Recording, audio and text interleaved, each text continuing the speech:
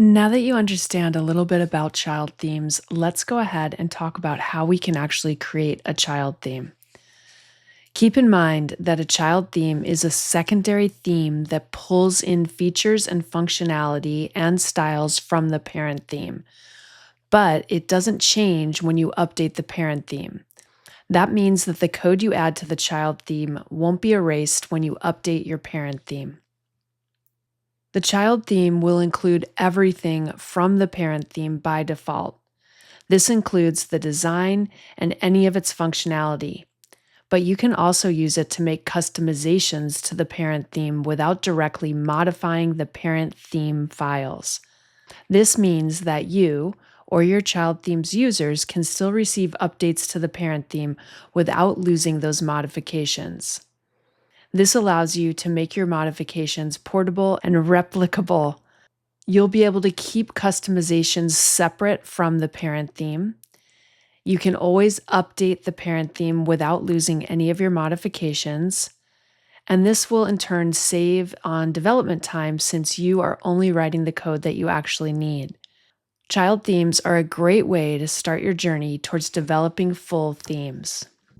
I've gone ahead and I've created a new clean install of WordPress. I went ahead and I copied the content from the previous project that we've been working on. So this particular website has all of the pages, it has my blog posts, but as you can see, the layout and the design are not indicative of what we had created before. That's because I'm currently using a completely different theme. If we go to our appearance and click themes, you'll see that I'm currently using the 2025 theme. Our website has lost all of the edits that were particular to the previous theme and all of the customizations. I just brought in the content so that we would have some custom content to work with. Some of the styling has to do with the block editor and what I did within the block editor. So the fact that this particular area has a box around it and it's two columns is because we had originally set this page up using the block editor and had actually inserted those blocks. I just wanted to point these items out so that you are aware of what's happening. If I switch to one of these other default themes, such as 2024, and we refresh the website, you can see that the website still keeps the unique customizations that we had created, but the layout is going to be altered based on the default styling for that particular theme. For this example, I'm going to be using 2025, so I'm going to go ahead and make that my active theme.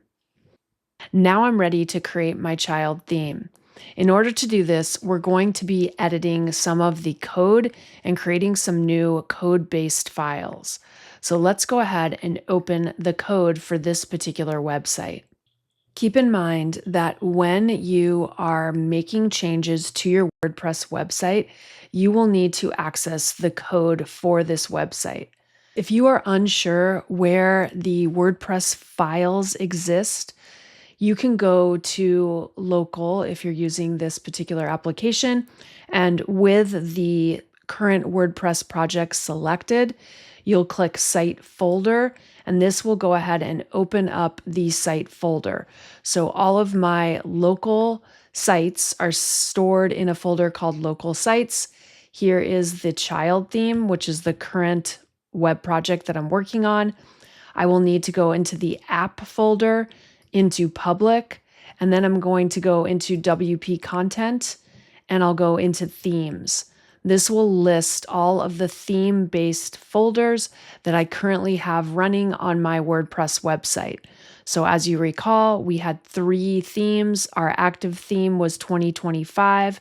And if I click on this theme, it's going to show me all of the associated files and folders that are necessary for this theme to run. In order to create a child theme, you are going to create a new folder inside of your theme folder. So I will make a new folder, and you're going to give this folder a name. You can basically call this anything that you want. I'm simply going to call mine 2025 child. But keep in mind that it doesn't have to have the same name as the parent theme. I am using numeric values here, but I could basically call this Pteridinium child or anything you want. It is generally considered best practice to use a dash child after the initial part of the name, so this does identify this particular theme as a child theme. Also, it is typical that you would include the name of the parent theme. If you want to type this out, that's fine too. I'm just going to use it like this so that I can demonstrate that it doesn't have to be spelled exactly the same. Now that I have this new folder, I need to create 2 files that are necessary for the child theme to exist. In order to do this, I'm going to open up my code editor. I'll go ahead and open my child theme folder in my code editor. So I'm going to drag the folder into the code editor. Currently, I do not have any files within this particular folder, but that is what we are going to be working on next. I'll begin by creating a style.css file. This is a necessary file for the child theme to exist.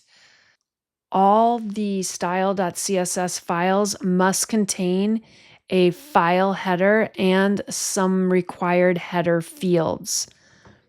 These fields are typically things that are included inside of your main style sheet. This allows WordPress to recognize the theme and to work correctly. We will begin by creating a comment. I'm going to start with /***. And after that, we'll drop down to another line. We are going to type theme name : and then put a space, and then we will apply our theme name. I'm just going to call this Pteridinium custom theme. The next requirement that we have to have if this is going to be a child theme is to write template : and here we need to write the name of the parent theme. The name of the parent theme must be spelled exactly as the name of the theme is spelled within WordPress. So I'm writing out 2025. If we look inside of the folder, you can see 2025. It's all lowercase and there are no spaces. This is extremely important. You need to make sure that you reference the template. This has to be 100% match of the folder name of the parent theme. These are the 2 minimum fields that you will need to create a child theme, and then you end your header by writing */. And of course, it is possible to add other fields inside of this file, but these are the minimum ones you need. So you have to create a theme name and you have to create the template that references the parent theme. Some of the other fields that you may want to include are going to be things like theme URI. This is the URL of the public web page where users can find out more information about your theme or child theme. This is something that you may want to include if you are going to resell your child theme. I'm going to leave this off for right now. The next one that you may want to include is description. The description is simply a description of the theme. This is what is displayed when you're viewing the theme's details in WordPress. So when you're in the WordPress admin and you go to the theme area and you look at a theme, this is the description. So you can go ahead and write whatever you want within this field. It is also common that you would specify the version. So this is the version of your child theme. This is usually written in the format of something like 1.0.0. And then anytime you make updates, you would alter this. So if you just had minor updates, it might become 1.0.1 or 1.0.2. And then obviously if you had more significant updates, you might want to update this second value or the initial value. The next field that you should probably add is the author. This, of course, is going to be your name or the name of the organization who developed the theme. You can also include a author URI, which is the URL of the individual or organization who created the theme. Next, you can include tags. These would be a comma-separated list of features that your child theme supports. I am going to just include my theme name, template, description, version, and the author. Now, if we save this file and we go back into our WordPress project, I'm going to go ahead and click refresh. You can see that we have the Terra Diem custom theme. It will show with a checkerboard or blank transparent background by default. We can edit this and make our own custom image here, but we'll go ahead and modify the theme, and then I'll show you how we can add our own image. At this point, we are still using the 2025 theme, but because I have my child theme here, I can now activate this. If we go ahead and activate it and we go back to the front end portion of our website and we refresh, we aren't going to see any changes. Now, my website happened to change because I was previously previewing the website using the 2024 theme.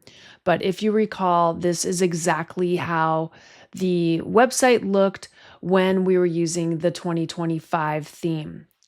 We haven't created any customizations within our child theme yet, so let's go ahead and take a look at how we can do that in order to complete making our child theme functional.